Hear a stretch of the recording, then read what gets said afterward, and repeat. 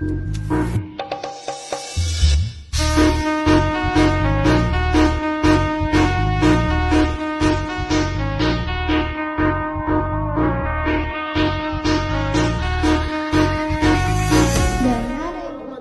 wabarakatuh. Halo guys, perkenalkan kami dari kelompok 13 yang beranggota 3 orang. Saya sendiri Andre Porega. Saya Hanaya Trimi Harini Senotam. Saya Nisha Putri. Di sini kami ingin menjelaskan materi kami yang berjudul Quality Standardization System untuk memenuhi tugas mata kuliah Sistem Manajemen Mutu.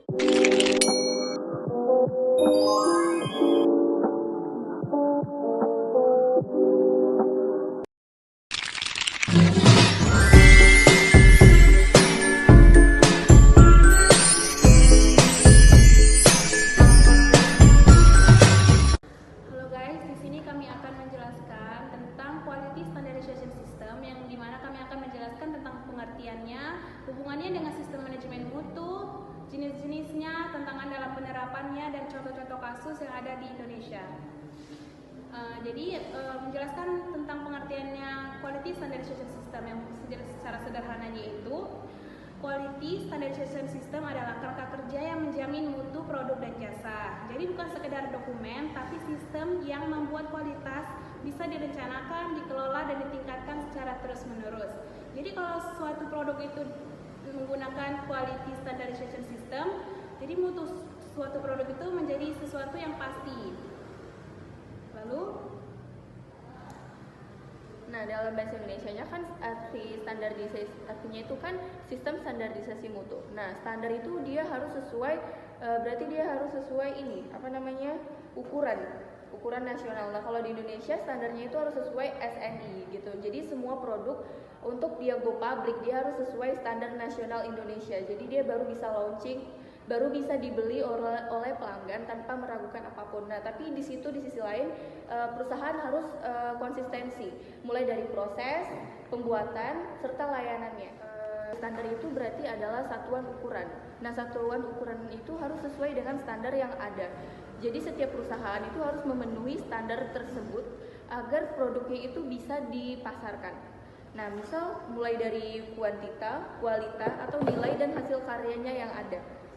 Nah, dalam arti yang lebih luas itu maka standar itu meliputi spesifikasi yang baik gitu. Misal kayak perusahaan yang memproduksi baterai, perusahaan otomotif itu dia harus sesuai standar. Gimana baterai ini walaupun mereknya beda dengan perusahaan yang lain, tapi standarnya itu harus tetap sama dan mempertahankan kualitasnya, kuantitasnya. perusahaan yang menggunakan ISO itu kan pasti mereka menggunakan itu kan karena ada manfaatnya. Apa aja sih manfaatnya kalau perusahaan menggunakan ISO itu? manfaatnya itu tergolong ada 10. Yang pertama di situ ada meningkatkan kualitas produk dan layanan. Yang kedua itu meningkatkan kepercayaan dan reputasi. Yang ketiga itu ada meningkatkan efisiensi. Yang keempat dia membuka akses pasar global. Yang kelima mematuhi regulasi dan hukum. Yang keenam ada manajemen risiko yang lebih baik. Yang ketujuh di situ ada meningkatkan kepuasan dan loyalitas pelanggan. Yang ke-8 perhatian terhadap lingkungan. Yang ke-9 di situ ada peningkatan budaya organisasi. Yang 10 meningkatkan daya saing. Mungkin itu aja manfaatnya. Jadi ada nggak sih hubungan Quality Standardization System dengan sistem manajemen mutu? Adapun hubungan dari sistem standarisasi mutu dengan sistem manajemen mutu, yaitu QSS-nya itu ibaratkan peta yang menunjukkan tujuan apa yang harus dicapai. Sedangkan SMM adalah kendaraan yang mengantarkan kita ke sana melalui kebijakan, prosedur, dan pengawasan. Kalau QSS itu menetapkan standar, SMM itu memastikan standar itu benar-benar dijalankan. Hasilnya produk lebih konsisten, efisien, aman, dan konsumen jadi makin percaya. Oke. Lalu bicara soal standar kan, ada banyak jenis yang mungkin sudah familiar buat kita. Misalnya ISO 9001 itu untuk manajemen mutu, ISO 22000 untuk keamanan pangan, ISO 14001 untuk lingkungan, dan HACCP di industri makanan, dan SNI yang kita kenal di Indonesia. Label kecil ini sebenarnya punya arti besar, menjamin kualitas dan keamanan bagi konsumen. Oke, jadi kan kita sering kan ngelihat produk-produk gitu, mulai dari produk air atau apapun itu ada lambang SNI. Nah, itu berarti produknya itu sesuai dengan standar yang ada di Indonesia. Nah, terus ada nggak sih produk Indonesia yang sesuai standar internasional? Ada dong, contohnya itu misalnya ada Indomie, Kopiko. Indomie kan sudah banyak tuh di luar negeri, Kopiko pun juga sudah banyak di film-film Korea juga sudah banyak mereka masuk kan. Lalu juga dari brand kosmetik juga ada seperti Wardah, Makeover, dan Skin TV.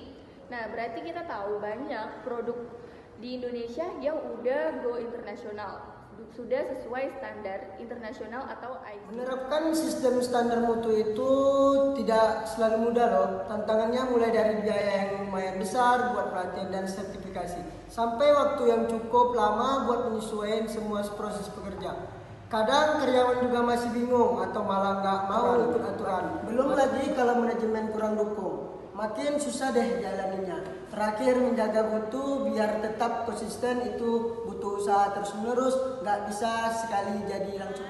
Kalau kalian melihat produk ada simbol SNI atau ISO, simbol kecil itu sangat bermakna.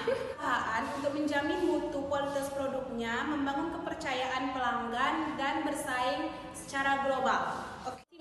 Di balik simbol kecil itu ada sistem besar yang bekerja untuk kualitas hidup kita semua. Oke, diingat teman-teman, jadi jangan dianggap remeh. Oke, teman-teman, dari semua penjelasan tadi yang kami sampaikan, kita bisa tarik kesimpulan bahwa quality standardization system bukan hanya soal dokumen atau sertifikat, tapi soal komitmen suatu perusahaan untuk menjaga mutu kualitas produknya. Oke, baik, mungkin itu saja penjelasan materi dari kelompok kami, kelompok 13. Saya Andre Paraja.